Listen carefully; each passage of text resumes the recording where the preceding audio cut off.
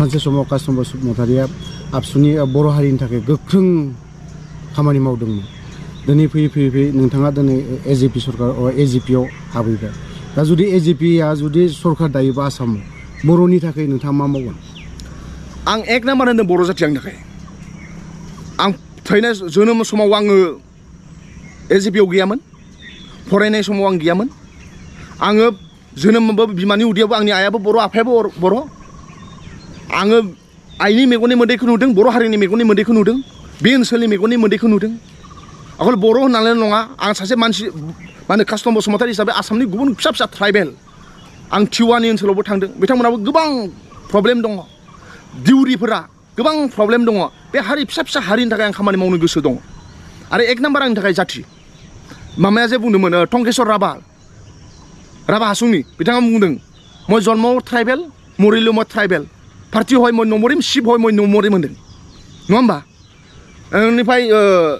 मा होनो टिवानि सासे दैदेनगिरि एमएलए सासे रामाकान्त दिउरि बिथाङा बुंदोंमोन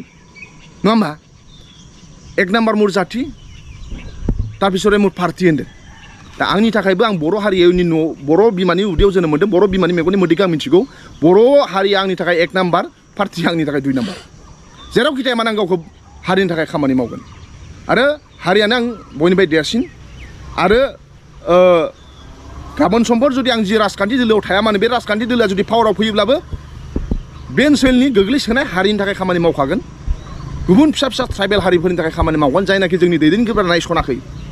जायनाखि जोंनि दैदेनगिरिफ्रा खम सुबुं अनजिमा जायनाखि फेक्टर नङा एमएलए सासेबो गैया जेबो गैया बैबादि फिसा फिसा ट्राइबेलफोरा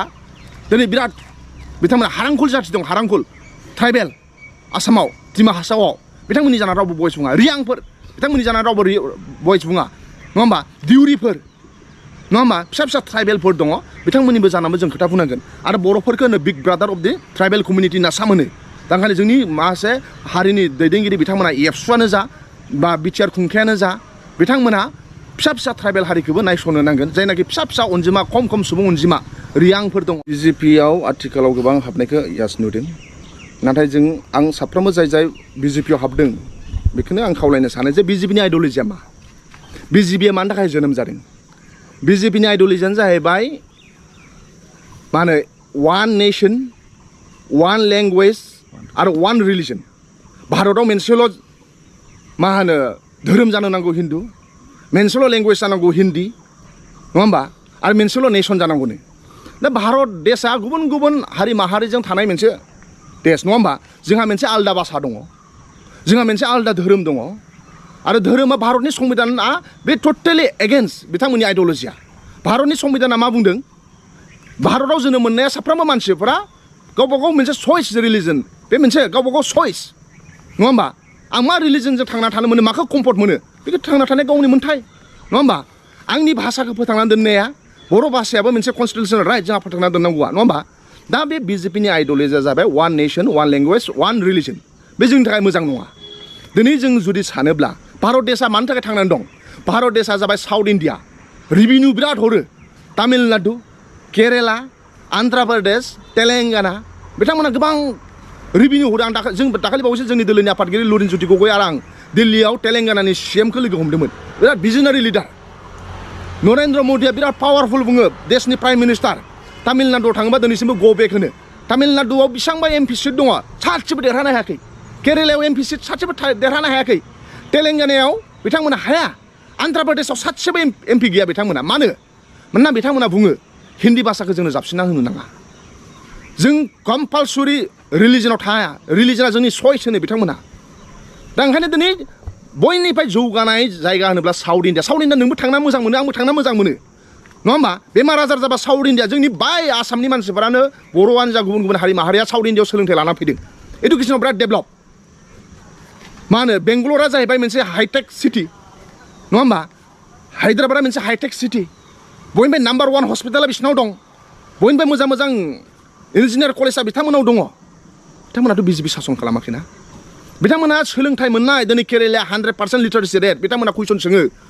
जोंखौ मा डेभेलपमेन्ट खालामगोन जोंनि लेंगुवेजनि थाखाय मा खामानि मावगोन बर' भाषानि थाखाय बिजेपिया मा खामानि मावगोन बे ओनसोलनि थाखाय मा खामानि मावगोन ओंखायनो बिजेपिया माब्लाब्लाबो one nation one religion one language थिउरिया मोजां नङा बिथांमोना सारा भारतावनो हिन्दी भाषाखौ जाबसिनजोबनानै अकल मोनसेल' भाषाया थांना थानांगौ हिन्दी बे जोंनि थाखाय मोजां नङा जोंहा स्टेट लेंगुवेज दं जोंहा लकेल लेंगुवेज दं जोंहा मादार टां लेंगुवेज दङ दा ओंखायनो बे जोंनि थाखाय मोजां नङा आरो बयनिफ्राय देरसिन बाथ्राया जाहैबाय जेपि नाड्डाया बिहाराव गावसिनि एग्जिकिउटिभ मिटिङाव बुंदों भारताव मोनसेल' राजखान्थि दोलो थागोन बेयो बिजेपि थांना थागोननो आरो जुदि जारिमिनखौ नायोब्ला भारतनि जारिमिना बयनिफ्राय फुरना लोगोमोन आकालि दल पान्जाबाव बिजेपिजों लोगो जाबाय शेष जाबाय पावारावनो थायाखै शिबसेना बयनिफ्राय मोजांसिन लोगोमोन बिजेपिनि महाराष्ट्रआव मा जाना थांखो शिबसेनाखौ गावस्रा होजोब्बाय उद्धव ठाकरे आरो एकनाथ शिन्दे नङा होमबा जायनो बिजेपिजों लोगो जादोंना बे आन्सलिक दलफ्रा शेष जाजोब्बाय ओंखायनो जों सोलोंना लानाया मोजां बिहारनिफ्राय नितिश कुमारा बिहारनिफ्राय ओंखारना मालाय गावसिनि मोननै दोलोआ ज' जादों नितिश कुमार आरो लालु प्रसाद यादवनि दोलोआ ज' जानानै बिहारनि रायजो राजानि खोथाखौ बिथांमोना सानदों ओंखायनो दिनै बिजेपियाव दङ बिजेपिया जोंनि थाखाय मोजां नङा बिथांमोनहा फुरा ट्रेनिं होयो मिथिबायना बिथांमोनहा जोंखौ सिगियो मिथिबायना जे हिन्दुआ खाथ्रायाव दं होननानै बिजेपि जोनोम जायैनि सिगांनिफ्रायनो भारताव हिन्दु दङ नरेन्द्र मदिया बुंदोंमोन जे 2014आव जुदि भारताव बिजेपि सरकार फैयोब्ला गुबुन इलिगेल हाबनाय मानसिफ्रा बायहेरायाव थांजोबनांगोन CAA नि गेजेरजों बिथांमोना लाबोनोसो नाजादों नङा होमबा ओंखायनो दिनै बिथांमोना हिन्दी भाषाया हिन्दी मिडियामा कम्पालसरि जानांगौ होनना जाबसिन नाजादों बे जोंनि थाखाय मोजां नङा ओंखायनो जोंहा धोरोमखौ लानानै मालाबाबो जोंनि गेजेराव गुलाय गुजाय गैया जोंनि सानसुमैफोरनि खोथाखौ लानांगोन बिजेपिनि आइडिय'लजिया मोजां नङा बिजेपिया भारतनि संबिधाना जि खोथा बुङो बिनि एगेन्स्टआवसो बिजेपिनि दैदेनगिरि बिथांमोना खोथा बुङो आरो जोंनि ब्रेनखौ बिथांमोना कन्ट्रल खालामनो नाजायो जेरावनाखि साउथ इण्डियानि मानसिफोरनि ब्रेनखौ बिथांमोना कन्ट्रल खालामनो हाया बिजेपिया जोंनि थाखाय मोजां नङा मिथिबायना आं लुबैयो पार्सनेल हिसाबै कास्टम बसुमतारी हिसाबै जोंहा खुनु बिजेपियाव थांनो नाङा कंग्रेसाव थांनो नाङा बिपिएफ नङाबा इउपिपिएलआव था आरो मोननैबो ज' जा आरो आंबो रेडि दङ बर' जाथिया रेडि दङ मिथिबायना जाथि लुबैनाय खामानिखौसो आंबो मावगोन जुदि दिनै जोङो बर' जाथिया ज' जायाबा जों सेसखा बिहारा बेसेबां सुबुं अनजिमा थानाय सारा भारतावनो बिहारि मानसिफोर दङ IAS अफिसार हाइस्ट बयनिफ्राय बांसिन IAS IPS अफिसार भारताव बिहारनि बिथां मानसिफ्रानो गिदों बिजेपिखौ जोंनाव हाबनो होआ बिजेपिया बिहारिफोरनि खोथाखौ जेबो साना होनदों तामिल मानसिफोर केरेलियान इडुकेसनाव हाइस्ट बयनिफ्राय केरेला मानसिफोरानो बुंदों बिजेपिया जोंनि थाखाय मोजां नङा गावसिनि भाषाखौ जाबसिननो नागिरो होननानै गावसिनि आइडिय'लजिखौ प्रमट खालामो होननानै जोंहा मोनसे आलदा धोरोम दङ आलदा मोनसे राव थुनलाइ दङनो जों बादिया बर'आ ट्राइबेलफोरा जखायसेल' ट्राइबेलफोरखौ इजिलि बिथांमोनहा कन्ट्रल खालामनो नाजायो ओंखायनो जोंबो हायोब्ला बिपिएफजों इउपिपिएलजों ज' जायोब्ला गोबां बर' बिमाफ्रा गाबगोन मेगना मोदै गगोन जों ज' जायोब्लासो जोंखौ गिगोन दाखालि बावदै महाराजानि दैदेननायाव त्रिपुरायाव महाराजानि दैदेननायाव ज' खालामदों बिथांमोनहा गोबां IPFनि लिडारफ्रा फैजोबदों खावसे IPFनि लिडारफ्रा फैजोबदों बिजेपिया थोर गिदों सारा नेसनेल मिडिया मानसिफ्रा फैजोबदों सेल्युट होदों त्रिपुरा मथाफोरखौ दा बर'फ्राबो इउपिपिएलजों बिपिएफजों हायोब्ला ज' जालाय इसुआ जोंना मोनसेयानो गावजों गाव बिदा फंबाय फर्मुला दरन 5 बोसोराव नों 2.5 बोसोर सिएम जा नों 2.5 बोसोर सिएम जालाय फर्मुला दरनलाय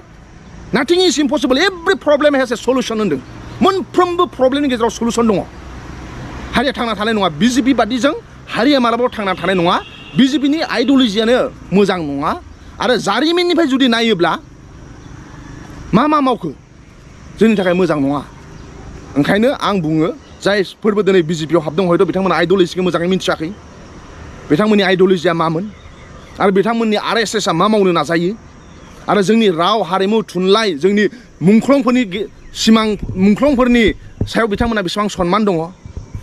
आरो दिनै